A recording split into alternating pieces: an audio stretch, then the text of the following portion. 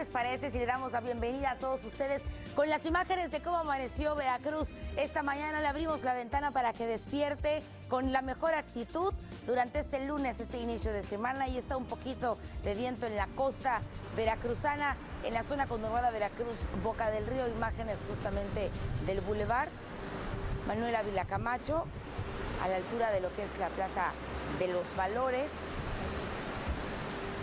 Y más que relajante este sonido de el aire con el oleaje de nuestro Golfo de México. Muy buenos días, así arrancamos nuevo día 26 de mayo del 2014. Bienvenidos.